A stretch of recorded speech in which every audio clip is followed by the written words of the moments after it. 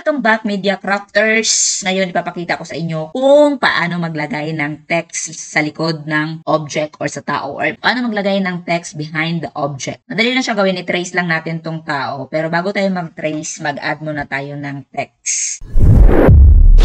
Click lang tong text. Horizontal. Lagyan na lang natin ng pretty. Pretty, Ayan. Ganda ng text ko. Yan pa natin. Gawin natin dito sa taas, sa option panel. Dito tayo mag-adjust. 900. Ayan. Ganyan. Meron na tayong text. Medyo off yung color, di mababasa. Palitan pa natin ng color. Select natin yung background. Dapat may similarity sa background. Tapos gawin lang natin medyo dark. Ayan, ganyan. Ayan na lang, ganyan. Okay. Hit okay. Control T. Lakyan pa natin ng onte.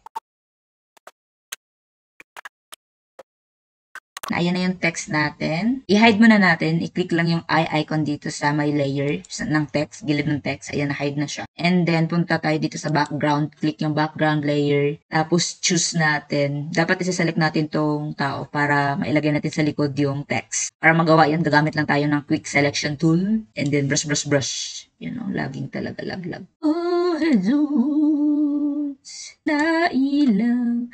Ayan na, naselect na po yung tao. I-check lang tong enhance edge para enhance naman yung yung mga edge na yan. After ng pagka-select, i-on na natin yung ating text. And then, click natin yung text layer. And gawa tayo ng mask. Dito sa text layer, nagawa tayo ng mask. I-click lang tong add layer mask. Pero dapat naka-hold si Alt bago i-click. Ayan, napunta na siya sa likod, di ba? Pero kung i-adjust mo yung text, putol-putol dito sa gilid. Ayan, putol siya, Parang hindi maganyan. Ando natin Control Z. Dito sa ating text layer, dito sa may mask, yung chain, yung parang kadena. Ayan, i-click lang natin to. Indicates layer mask is linked to layer. Ayan, nakalink daw siya. So, dapat hindi nakalink. Okay, so click lang yung chain. Ayan, so hindi na sila nakalink. Pwede na nating i-drag to silang dalawa. Ganun lang kasimple maglagay ng text sa likod. Lagyan natin ng me. Control Alt lang para mag-copy ng layer or text. Lagyan natin siya ng me. Pretty me.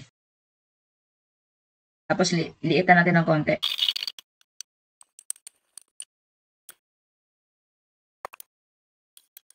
There you go! Ganun lang kadali maglagay ng text behind the object. So, click subscribe if may natutunan kayo sa video ito. Salamat! Bye-bye!